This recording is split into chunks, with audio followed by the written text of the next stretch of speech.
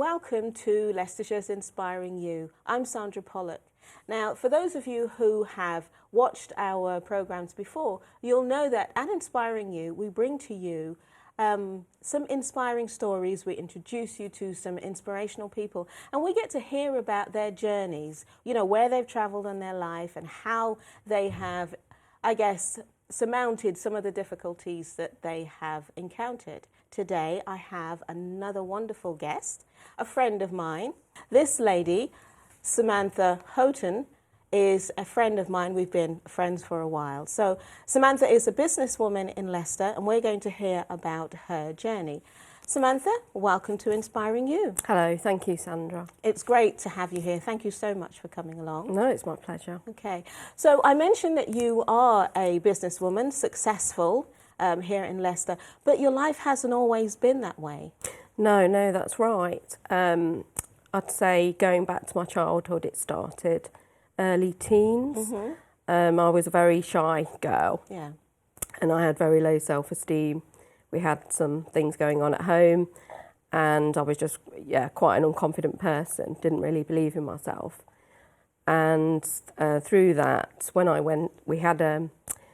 had to change and go to the high school, I was separated from a lot of my friends, because I've always been much more of a small group of person, or one-to-one rather than large groups. Yeah. And I found this really difficult to deal with at that age.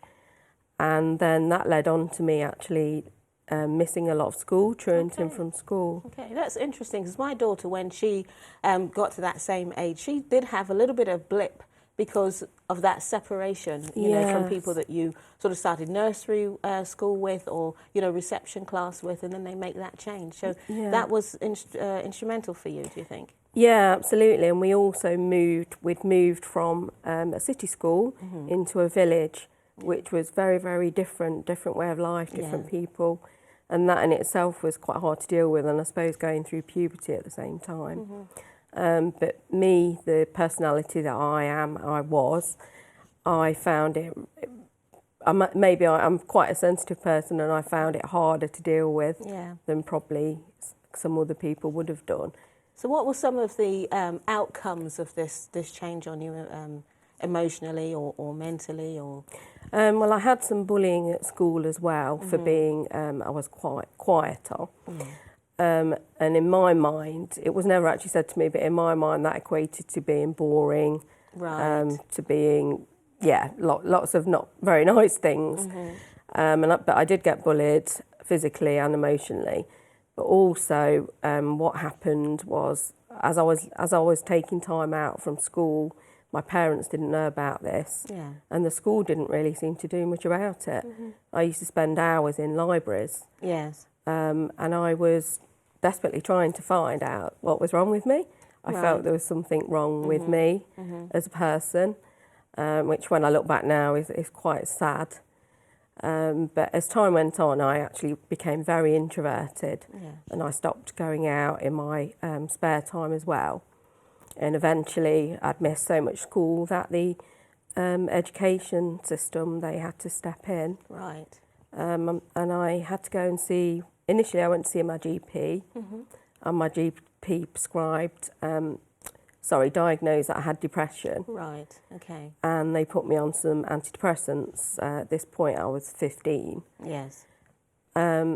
But nothing, that was it really, nothing had changed. It was quite young to be on antidepressants. Yes, I think so. Yeah, looking back again at that age, you don't really understand these things, and to be honest, I would have done anything just to have started to feel better. Yeah.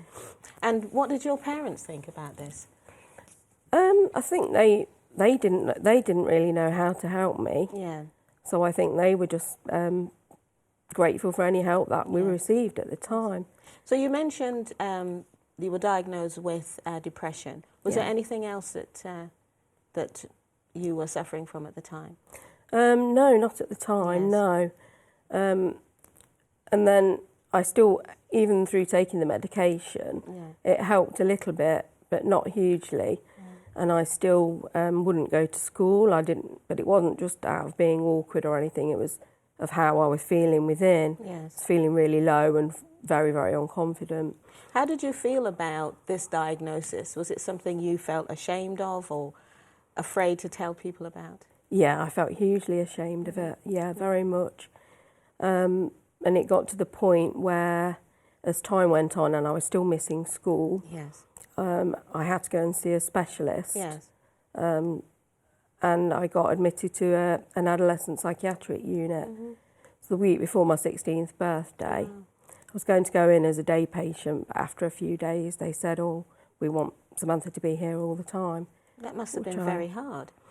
To be honest though, I was relieved Really? at that time, yeah. I really was in a bad place. Yeah. I didn't know what to do with myself. I didn't understand what was going on and I felt really frightened as a young person.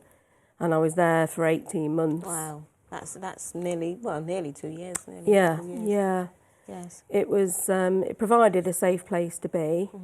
But when I came out of there, I'd not really moved on any further because I was launched back into the big wide world again, Yes. which is what I didn't feel I could cope with. Yes. I didn't feel I had the tools to deal with that.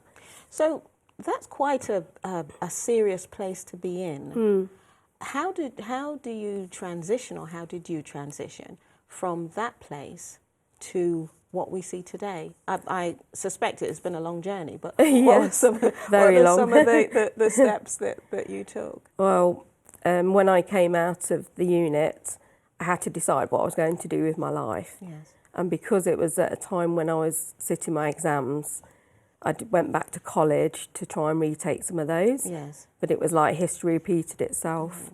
Again, I started to truant from college. Yes. I couldn't deal with any pressures. And then I got involved more with the adult mental health system. And then after this year had passed, I had to decide again what I was going to do. Yes. And the one thing I identified with, what I'd always done with my mum at home, was cooking. Right. So I thought, oh, okay, well, train to be a chef. So that's what I did.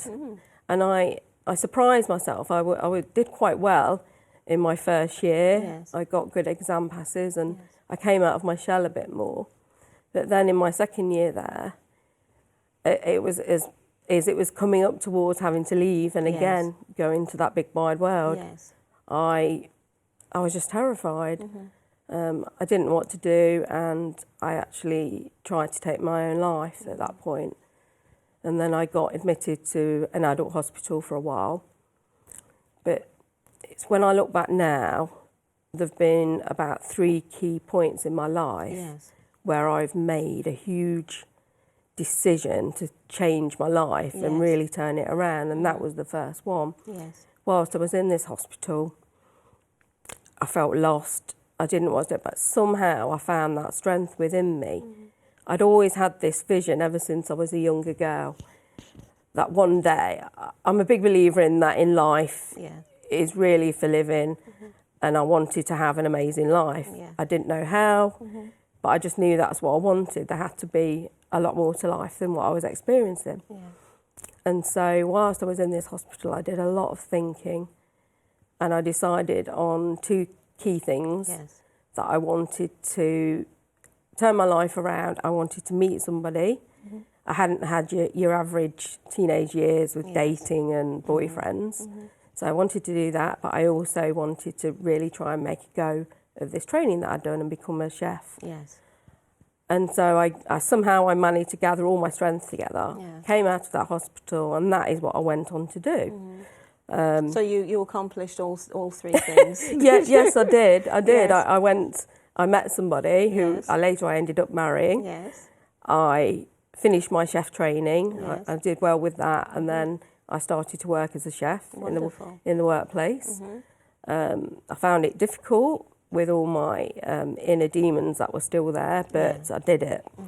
But I also, another thing that I wanted to overcome, and I got some help with doing this, was during this time I used food as a big comfort all throughout my teens. Yeah. And I'd gained a lot of weight, and so I wanted to lose weight. So again, that was another sort of project I had, and I embarked on the diet for the first time in my life. Yeah. And I lost considerable amount of weight over a couple of years. Yeah. And which I was really, really pleased about. So if I can pick up on a couple of points then, it seemed to me that the stepping stones that worked for you Yes. were really around giving yourself a goal, giving yourself objectives. Definitely. Yeah. I've always been very sort of goal driven, I Yes. guess, yeah. Setting a target and then working towards achieving that. And do you think Yeah. that is what has helped you to pull yourself through some of the difficulties? Yeah, yes, I guess so. Plus, I am very determined. Yeah. I don't give up on things when I want something. My mum's always said I'm like a dog with a bone. Yes. Yeah. And then what happened after that was I'd lost this weight, but then because things still were not right Yes. within me, my confidence, my self-esteem, this triggered an eating disorder. I'd not really heard about them or known anything. Yes. It was just a casual comment. It was actually a doctor had said to me once. And I developed an eating disorder, which then went on for many, many years. It fast became an obsession. And that was just a living hell, really, for about another 12 years. So I think one of the reasons that I wanted to talk to you was so that we could give people the opportunity to realise that these things happen, they're real, Yeah. but with some help and with some personal determination, you can actually, progress. People can progress through these illnesses. Absolutely, yes. I mean, when I think back, I've had many, many, many dark days in my life. Yeah. Where I haven't wanted to get up in the morning, I haven't wanted to carry on, but something in me would never let me give up completely, and I'm really grateful that I had that strength. Yeah. So tell us a little bit about what you're doing now with Okay. your life. Well, I've got a business, Yes. which I And set up. What's it called? It's called Iridescence. Iridescence, yes. And that is jewellery and fashion accessories. How did you get into that? Well, one of my sort of inner ambitions that I always had was to work for myself. Yes. I didn't, back then I had no idea how, what or anything. I just knew I'd always admired people who'd gone out and created their own business. To me, my dad had done that. I suppose I'd learned that from him, and I just admired that so much. I just think it takes a lot of courage to go out there and do it. What did your dad do? My dad was a graphic designer and in advertising most of his life. Yeah. So the jewellery that came about, I was in a job about 4 years ago, and to be fair, I was never that happy working for somebody else. Yes. I always had this inner desire, but didn't have the confidence I felt. And then I was off with some workplace stress. Yes. And while I was off, I just got to thinking, I think this is the time for me. I'd done years and years of self-development work on myself. And I'd been waiting. During this time as well, I'd had a son. And then my marriage had broken down. So I brought up my son on my own. And I wanted to give a lot to him and be there for him. So what I did then was waiting until he was more independent. Yes. And so he was around about 12 at this point, sensible lad. So I thought, that is it, I'm just going for it. So quite a few women do that, don't they? Yes. They think about, they have this passion or ambition to start their own business. And usually it's around trying to find the support or to be there to support your children. Yeah, definitely. I think women are doing this more and more now. Yes. Because it's obviously, you can to some extent, you can choose your hours more, fit your work around your childcare, etc. And so I decided I quit my job before I even knew what I was going to do. But that's very much me. I like that challenge in at the deep end. But then I'd always had a passion for fashion, but looking for accessories that stood out to me. So I'd always had one of my things in life had always been that I felt quite invisible. that nobody. That's interesting. Yes. Yeah, so I carefully source the jewellery and the accessories. I look for things that do, in my mind anyway, stand out and that would make a person feel special wearing them. Wonderful. Okay. Yeah. So, Samantha, what would you say inspiration is? You know, looking back on your journey and the difficulties that you've overcome and the life challenges, what's inspiration for you? I think it's, for me, I'd say my dad had always inspired me. Yes, I mean, that was going to be a question. Who in your life has been your inspiration? I think my dad, career-wise, yes, and all the books I've read and people I've learnt about who have gone out there and created their own business. On sort of more of a personal level, I think it's, for me, it's getting to the point where I just look within and I just think, is this what I really want? And I have to get to the point where, rock bottom, I guess. Yes. I'm just absolutely sick and tired of this. I don't want this any longer. Make that decision. Yes. I think, right, what do I want? To identify that. And then work towards that. And one thing that's always really helped me is visualising. I've got a really vivid imagination. Yes. Yeah. But visualising gives me so much strength. So visualising what you want that's different to what you have today. Yes, yeah. Yes. Yeah, and even when I can think back as far as about 10, I have this vision, I don't know where it actually came from, but it was there, of me standing on stage in front of a lot of people. Now, for someone who was shy and felt invisible, what a vision to have. Yes. I think some of that is probably feeling invisible and knowing that I really didn't want to feel like that. Yes. And that is probably the extreme of not being invisible. The complete opposite to how you see yourself at the moment. And I do like to dare myself as well. Yes, Get out of my comfort zone. You're a daring person. It's exciting. I do like excitement and life is really for living. Yeah. I like that. Life is for living. So inspiration is just deciding what you are tired of or sick of and changing that. It is for me, yes. And your dad, from a professional point of view, was the inspiring person. Yeah, definitely. Yeah. Anyone else that you can think of? I love sort of following some of what's considered the great sort of leaders, thought leaders. Yes. People sort of like Jim Rohn. My mind's gone blank at the moment. No, that's okay. Those sort of people, I do, because I really believe, like these days, that we've all got everything we need within. It's just being able to identify that, believe in it, believe in yourself. Yeah, my coach mantra. That's definitely what I believe, that we do have it. And we just have to find a way to get it out of us. That's right. Yes. Yeah, I think it can be disguised in different people in a lot of ways. Just finding it for yourself and then releasing it and running with it. Yeah, because there is no one right way. There's no one right journey. No. We're all different and we have to find our way. Yeah, absolutely. Yes. So what would you, if you had the opportunity to tell everybody or maybe someone in particular who's going through some of what you've been through, you know, you had the opportunity to give them some degree of inspiration, what would you want to say to them?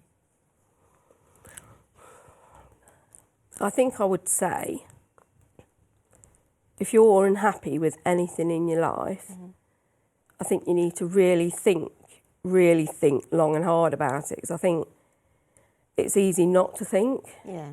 But to really focus on what it is you're unhappy about and then make that decision. I think until you can make that decision that, you know, hey, I'm not putting up with this any longer. And then to look at what it is that you need to do to change it. And if you can't figure this out for yourself, it's to find somebody that can help you to do that.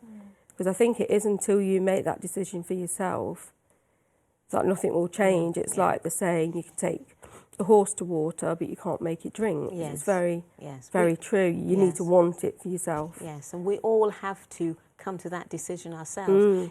Other people might want to help us, but only we can actually make that step for ourselves. Absolutely, yeah. Samantha, I know it's been quite challenging going through this with us today and sharing your story, but I want to say thank you so much. It has been a really interesting story, but I think more so to see how you have progressed in your life, developed your business. We were talking earlier on, you were saying you were thinking of doing another business.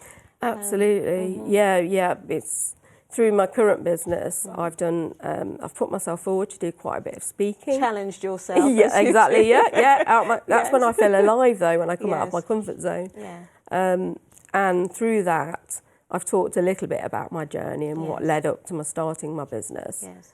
And as the more and more I've done this, I've realised actually that is my real passion in life, and I really want to be able to help other people. Yes. So I'm going to be, well, I'm in the process of setting up a new business, coaching and speaking people, yeah. Okay. Well, I wish you an abundance of good fortune with that. Thank you. And again, Samantha Houghton, thank you so much. No, thank you. Listeners, thank you. Viewers, thank you so much for sharing our time today. It's been wonderful. You are whatever it is you want to be already. It's just finding your way, like Samantha did, finding your way to becoming the wonderful person that you are. So remember, continue to inspire and to be inspiring. I'm Sandra Pollock saying thank you. Look forward to seeing you again here at Inspiring You. Bye for now. Bye. Bye.